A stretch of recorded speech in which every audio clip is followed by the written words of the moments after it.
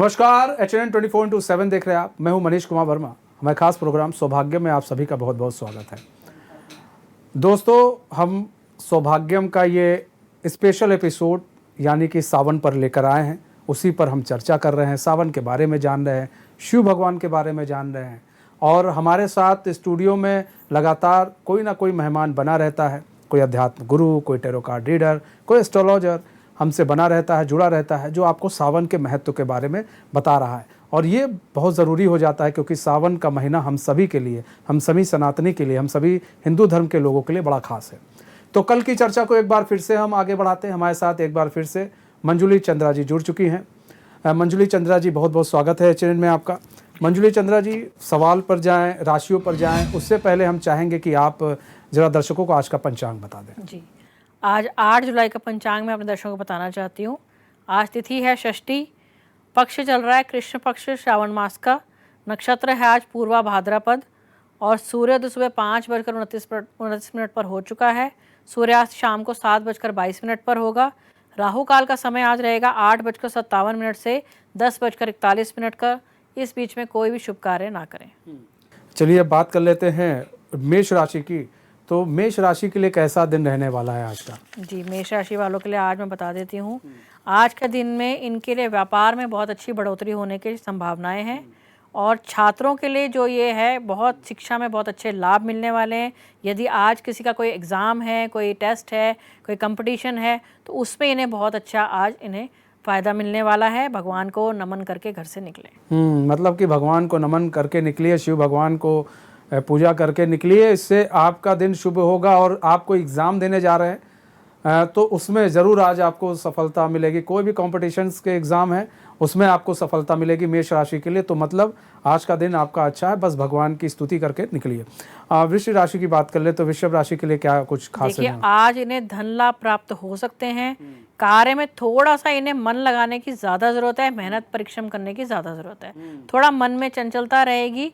यदि उस चंचलता पर ये काबू कर लें तो ये आज मेहनत से आज बहुत अच्छा धन को प्राप्त कर सकते हैं। मतलब कि मेहनत कीजिएगा तो धन की प्राप्ति आपको होगी। और ये आपके लिए आज का दिन अच्छा है, लेकिन मेहनत करना आपके लिए बहुत ज़रूरी है। बिना मेहनत के धन की प्राप्ति नहीं होगी। अगर आप चाहते हैं कि आज आप कोई काम करेंगे तो वहाँ पर आपको फ़ायदा ज़रूर मिलेगा। मिथुन राशि की बात कर लें तो आज मिथुन राशि के लिए कैसा दिन रहने वाला है? मिथुन राशि वालों के लिए आज भाग्य आपका बहुत अच्छा साथ देने वाला है। यदि आप घर से बड़ों का आशीर्वाद लेकर निकलेंगे तो बहुत अच्छा दिन जाएगा। यदि किसी के कोई ज़मीन जायदाद से जुड़े हुए, कोर्ट कचहरी से जुड़े हुए कोई कार्य हैं तो बड़ों का सलाह लेकर, उनका परामर्श लेकर ही उसका निर्णय लें, तब आपके लिए बहुत अच्छा साबित होगा। अच्छा, हम बात कर लें मंजुली जी। देखिए, जब हम सावन की बात करते हैं, व्रत की बात आती है। जब व्रत की बात करते हैं तो उसमें आ जाता है बात करें लड़कियों की, क्योंकि देखा जाता है सावन के महीने में, या फिर लड़कियों को ऐसे भी देखा जाता है सोमवार का व्रत काफ़ी रखती हैं। तो सावन के महीने में अगर सोमवार का व्रत रखती हैं लड़कियां, तो ऐसे में उनको कितना फ़ायदा मिलेगा और कितनी जल्दी फ़ायदा देखने को मिल जाता है? देखिए, पूरा साल मैंने आपसे कहा, श्रावण का महीना ऐसा महीना होता है जो आप पूरा साल यदि सोमवार के व्रत ना लें, पर श्रावण के महीने के सोमवार के व्रत लेंगे तो आपको पूरा फल प्राप्त होता है। इसमें भगवान शिव बहुत जल्दी प्रसन्न होते हैं, बहुत ज़्यादा प्रसन्न होते हैं, अपने भक्तों को बहुत अच्छा मनोवांछित फल देते हैं। तो जो कन्याएं होती हैं, कुंवारी कन्याएं होती हैं, उन्हें माता पिता की ओर से भी ये कहा जाता है, या उन्हें जैसे आध्यात्मिक लोग होते हैं, पंडित वगैरह होते हैं, वो भी एक सलाह दे देते हैं। मान लीजिए किसी की विवाह में विलम्ब हो रहा है, किसी का विवाह में विलम्ब है, या कोई मांगलिक होता है, मांगलिक कन्याएं होती हैं, उनके विवाह में बहुत देरी हो रही होती है।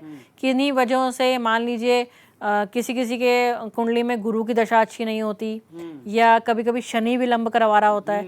तो यदि किसी प्रकार की ऐसी किसी की भी दशाएं चल रही हैं, किसी प्रकार से कुंडली में किसी तरह का पीड़ित कोई ग्रह है, तो इस मास की में यदि वह कुंवारी कन्याएं अपने व्रत को लें, नियम को अच्छे से निभाएं, भगवान का सच्चे मन से व्रत लेंगी, तो उन्हें बहुत जल्दी इसके परिणाम प्राप्त होते हैं। तो हम बात करें मंजुली जी, जो मांगलिक लड़कियां हैं उनको किस तरह से पूजा करनी चाहिए? क्योंकि उनकी शादी में अक्सर देखा जाता है विलम्ब होता है, काफ़ी उम्र के बाद शादी होती है, ऐसे में लड़के मिलने भी दिक्कत हो जाता है। तो मांगलिक लड़कियों को क्या करना चाहिए? देखिए, मांगलिक लड़कियों के लिए मैं एक सरल सी बात बताऊंगी कि उनके विवाह में विलंब होता है तो श्रावण मास के सोमवार में या पूरे श्रावण मास में यदि वो शिव की पूजा, शिव भगवान की पूजा तो करनी ही है, साथ में माँ पार्वती की पूजा भी जरूर करें। तो माँ पार्वती की पूजा करने से उन्हें उनकी शादी का विलंब जो होता है वो कम हो जाता है और बहुत अच्छा वर उन्हें प्राप्त होता है। उन्हें माँ पार्वती की भी को सुहाग अर्पित कर, सुहाग की चूड़ियाँ या सुहाग का सामान अर्पित कर सकते हैं। रोज़ उनके शिवालय जाकर उनकी भी पूजा कर सकते हैं। कुछ उनके लिए जैसे कि उनकी कुछ स्तुति है, दुर्गा कवच है, दुर्गा चालीसा है, इस तरह की चीज़ों का पाठ भी वो कर सकती हैं। तो इस तरह से श्रावण मास में यदि वो करें तो उनके मांगलिक का जो ये प्रॉब्लम होती है वो कम हो जाती है। और देखिए, मंगल जो हमारा दोष है या मंगल जो ग्रह है वो कहीं ना कहीं हमारे भगवान हनुमान जी से भी जुड़ा हुआ होता है। और हम सब जानते हैं जो भगवान हनुमान जी हैं वो शिव जी का ही एक स्वरूप है, उन्हीं का ही एक स्वरूप है। तो उन्हें श्रावण मास में साथ साथ में हनुमान जी की भी यदि वो पूजा करें तो उसमें भी मांगलिक कार्य का मांगलिक का जो दोष है वो कम हो जाता है उनका। अब चलिए बढ़ लेते हैं राशियों की तरफ। तो अगर कर्क राशि की बात की जाए तो कर्क राशियों के लिए कैसा दिन रहने वाला जी, कर्क राशि वालों के लिए आज का जो राशिफल है उनका मन थोड़ा सा आज उदास रह सकता है और थोड़ा मन में किसी ना किसी तरह का भय या चिंता उन्हें परेशान कर सकती है। तो ये उन्हें थोड़ा सा इस चीज का ध्यान देना है और ये उन्हें निकालना है अपने मन से कि वो किस चीज का भय या चिंता मान रहे हैं। मतलब कर्क राशियों के लिए आज का दिन उतना खास रहने वाला नहीं, मतलब आज कोई डर बना रहेगा मन में जी। उस डर और उस भय को आपको अपने मन से निकालना पड़ेगा और ज़्यादा बचें कोई काम करने से, क्योंकि आज का दिन आपका सही नहीं है। सिंह राशि की बात कर लें तो सिंह राशि वालों में देखिए, पति पत्नी में बहुत अच्छा सहयोग रहने वाला है, बहुत ज़्यादा परिवार में अच्छी प्रसन्नता रहेगी और अच्छा तालमेल इन्हें परिवार की ओर से प्राप्त होगा और बच्चों की तरफ से भी सुखद समाचार मिलेंगे। मतलब सुखद समाचार मिलेंगे और परिवार के साथ तालमेल सिंह राशि का अच्छा रहने वाला है। कन्या राशि की बात कि कन्या राशि वालों के लिए आज मैं उन्हें ये कहना चाहूँगी कि थोड़ा सा कर्जे की जो चीज़ें हैं, कर्जों में थोड़ा सा इनको सावधानी रहनी है। मतलब मान लीजिए इन्होंने किसी को पैसा दे दिया, आज के दिन कोशिश करें किसी को कर्जा या पैसा उधार ना दें। यदि ऐसा उन्होंने दिया तो उसके वापसी की जो संभावना है वो थोड़ी कम हो जाएंगी। मतलब कन्या राशि के लोगों को बड़ा सावधान रहने वाला दिन है। भाई कर्जा किसी को मत दीजिए, और अगर आपने किसी को दिया तो आपको वापसी की संभावना कम है, आपको मिल नहीं सकता है। अगर मिल जाए तो चलिए भगवान की दुआ है, लेकिन संभावना कम है। तो आज बचें, फिलहाल आज बचें किसी को भी कर्ज देने से। अच्छा देखिए, अभी हम बात कर रहे थे, अगर हम लड़कियों की बात कर रहे थे, मांगलिक लड़कियों की बात कर रहे थे, अब हम बात कर लेते हैं ऐसे ही जिनके ऊपर मांगलिक जो लड़कियां नहीं भी हैं। ऐसे में कुछ लड़कियां ऐसी होती हैं जिनकी शादी काफ़ी लेट से होती है, काफ़ी लंबे वक्त से वो बेचारी व्रत भी रखती हैं, लेकिन उनकी शादी नहीं हो पाती है। किसी की हाइट की प्रॉब्लम होती है, किसी की कुंडली की प्रॉब्लम होती है। तो ऐसे में क्या करना चाहिए लड़कियों को? देखिए, लड़कियों को इस श्रावण मास में माँ पार्वती को जितना वो चाहें प्रसन्न कर सकते हैं। इस श्रावण मास में 2-3 त्योहार भी इस प्रकार के आते हैं जो माँ पार्वती जी से जुड़े हुए होते हैं। जैसे हरियाली तीज मैंने आपसे बताया था कल के, उसमें भी हमने हल्की सी चर्चा की थी इस त्योहार के बारे में। हरियाली तीज एक ऐसा पावन पर्व आता है जो माँ पार्वती से जुड़ा हुआ होता है। तो जो इस प्रकार की कन्याएं हैं जिनके शादी में विलंब हो रहा है, किसी भी वजह से हो रहा है, वो देखिए हरियाली तीज वाले दिन माँ पार्वती को मंदिर में जाकर पूजा कर सकती हैं। सुहाग का सामान माँ पार्वती को बहुत पसंद होता है, प्रिय होता है। वो सारा सुहाग का सामान, लाल चुनरी, ये सब माँ को अर्पित कर सकती हैं। हरी चूड़ियाँ, देखिए श्रावण मास में कांच की हरी चूड़ियों का बहुत बड़ा महत्व होता है।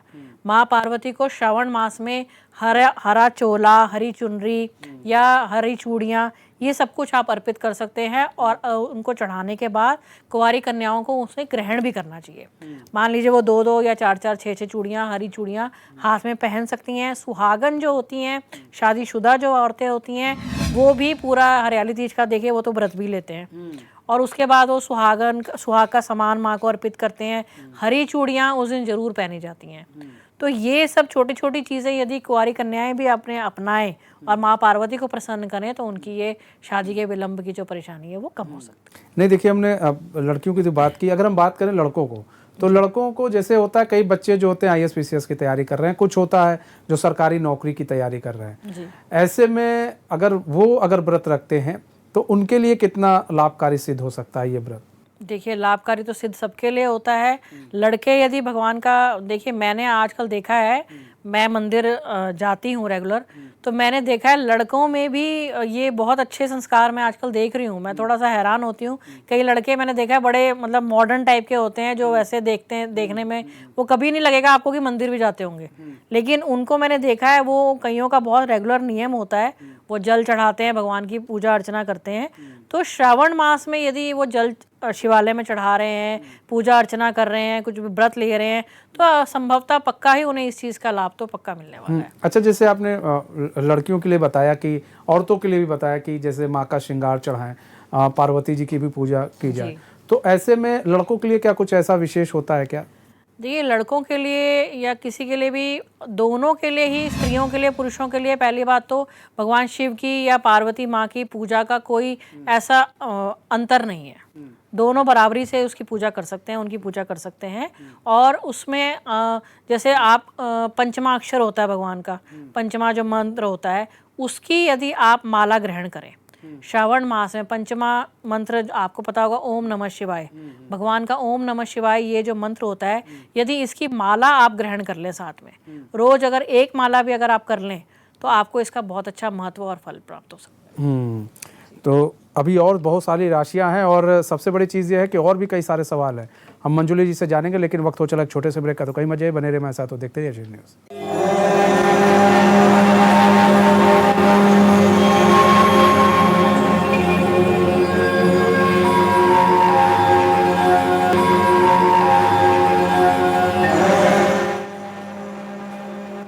ब्रेक के बाद आप सभी का एक बार फिर से स्वागत है दोस्तों। हम मंजुली जी के पास जाएं, उनसे कई सारे सवाल हैं सावन को लेकर, वो पूछें। उससे पहले आपको बता दें, अगर कोई भी टैरो कार्ड रीडर, एस्ट्रोलॉजर, अध्यात्म गुरु हमसे जुड़ना चाहता है, हमारे इस शो का हिस्सा बनना चाहता है, तो टीवी स्क्रीन पर नंबर चल रहा है, मेल आईडी चल रही है, आप उससे हमें संपर्क कर सकते हैं। मंजुली जी, अब बात कर लें हम तुला राशि की, तो तुला राशि के लिए कैसा दिन रहने वाला है? तुला राशि वालों के लिए देखिए, आज उन्हें अपने संतान का कोई सुख प्राप्त हो सकता है। जैसे मान लीजिए किसी की संतान बाहर रहती है, कहीं फॉरेन में कोई नौकरी करते हैं, कहीं उनसे दूर रहते हैं, तो वहाँ से उन्हें कोई बहुत अच्छा सुख का समाचार प्राप्त हो सकता है।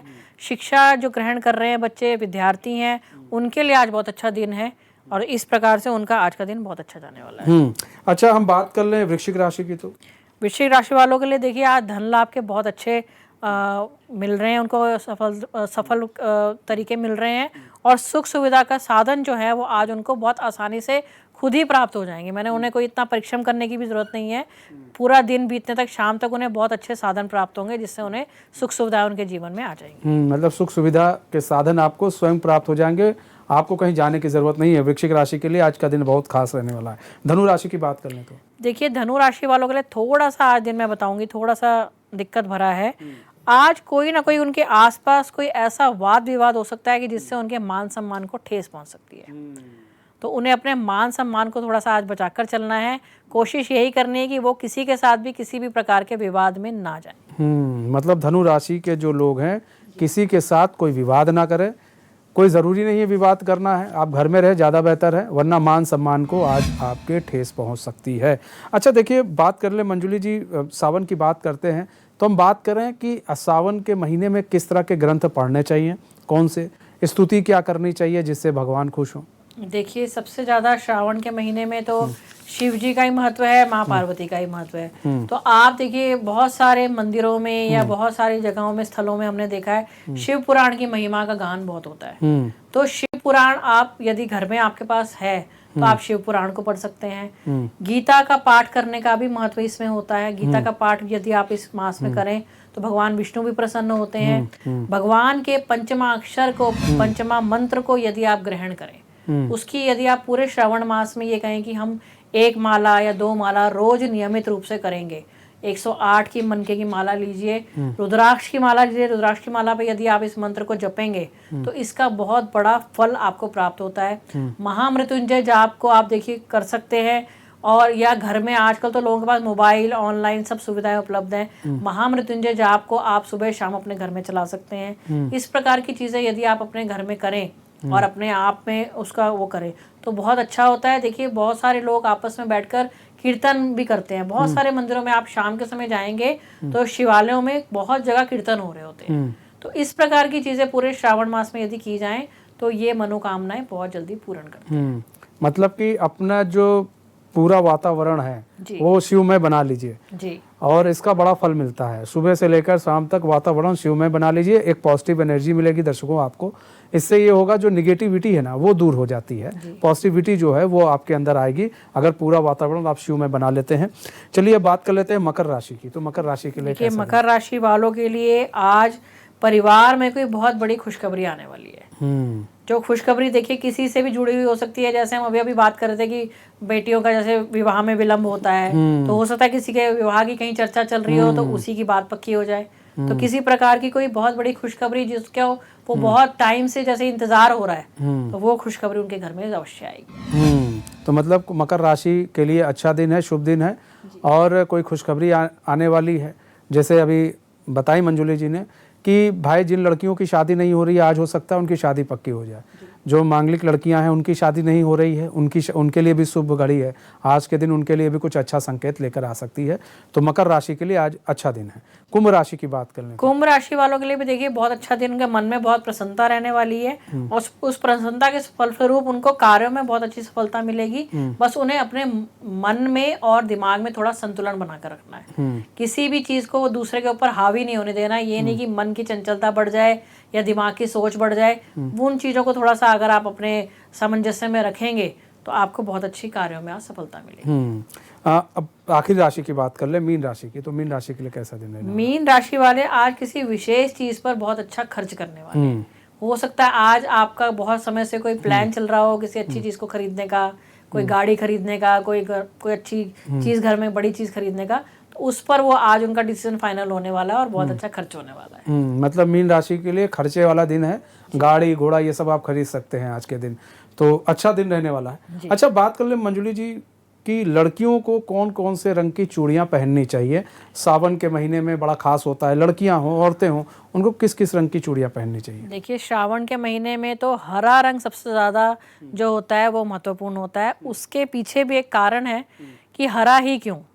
देखिए, श्रावण मास, मैंने आपसे कहा कि इस मास में वर्षा ऋतु का आरंभ होता है। तो वर्षा ऋतु आने से क्या होता है ना, हमारे सारे आसपास हमारे वातावरण में हरियाली आ जाती है। हरी, है ना, वो उत्पत्ति होती है ना, ये उत्पत्ति का महीना कहा जाता है एक्चुअली। तो जो हमारी माँ पार्वती हैं वो हमारी सृष्टि हैं। तो सृष्टि से जब वो जुड़ी हैं तो वो सारी जो हरियाली आती है ना, वो हरियाली माँ पार्वती से जुड़ी होती है। तो हरे रंग का सबसे बड़ा महत्व है क्योंकि वर्षा ऋतु आई वो हरियाली लाती है। तो हरे रंग का बहुत ज़्यादा मतलब हरी ही चूड़ियाँ ग्रहण करते हैं। इस देखिए, सुहागनें ज़्यादातर लाल चूड़ियाँ, मैरून चूड़ियाँ, ऐसी चूड़ियाँ पहनती हैं, लेकिन सावन के महीने में वो भी स्पेशली हरी चूड़ियाँ ही पहनती हैं। तो हरे रंग का बहुत ज़्यादा महत्व है। आप मंदिरों में जाएंगे, आप देखेंगे माँ पार्वती की जहाँ मूर्तियाँ होती हैं या घरों में भी जिनकी छोटी छोटी मूर्तियाँ होती हैं, सबके पास, कईयों के पास, वो सब हरे ही वस्त्र पहनाते हैं। तो हरे रंग का सबसे ज़्यादा महत्व है श्रावण मास में। अच्छा, क्या लड़कियों को शिवलिंग की पूजा करनी चाहिए?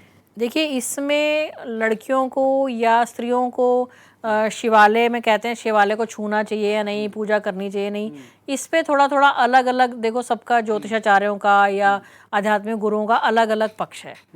तो पक्ष है, पक्ष विवाद है, इस पर इसकी चर्चा हम थोड़ा सा नहीं करेंगे। पर हाँ, जो स्त्रियां होती हैं उन्हें हम यही देंगे राय कि आप पूरे शिव परिवार की पूजा कीजिए, शिवालय की पूजा कीजिए, साथ में पूरे शिव परिवार की पूजा कीजिए, शिवालय पर जल चढ़ाइए। ठीक है, तो छूना या ना छूना ये कोई एक बड़ा मुद्दा नहीं है। और दूसरी चीज़ मैं यहाँ थोड़ा सा ऐड ऑन करना चाहूँगी कि स्त्रियों के लिए जो मैं एक मतलब ज्ञान ही समझ लीजिए इसे, जो पंचमा मंत्र का भगवान का जाप करते हैं वो स्त्रियों को थोड़ा उसे मतलब अलग अलग करते हैं। उसमें एक नियम है, कहते हैं, मैंने पढ़ा है कहीं पर, कि ओम नमः शिवाय का पूरा जाप स्त्रियों को नहीं करना चाहिए। अच्छा जी, ओम नमः शिवाय एक बार में पूरा जाप नहीं करना चाहिए। स्त्रियों को ओम का जाप अलग करना चाहिए, सिर्फ ओम। जैसे आप एक माला सिर्फ ओम की कीजिए और फिर एक माला जो है वो आप नमः शिवाय की कीजिए। तो इसे थोड़ा ब्रेक करके जो है वो स्त्रियों को, यदि वो इस मंत्र का जाप करें तो उनके लिए वो ज़्यादा अच्छा फलीभूत होता है। मतलब बड़ी महत्वपूर्ण चीज़ देखिए बताया मंजुली जी ने कि स्त्रियों को ओम नमः शिवाय का जाप जो है पूरा नहीं करना चाहिए। ओम का जाप करें, आपको ज़्यादा मतलब उसका फल मिलेगा। अच्छा, बात कर लें सोमवार के व्रत के साथ और कौन सा व्रत खास होता है इस श्रावण मास में? देखिए, श्रावण मास में जो सोमवार के सभी व्रत लेने के साथ साथ एक प्रदोष का व्रत होता है।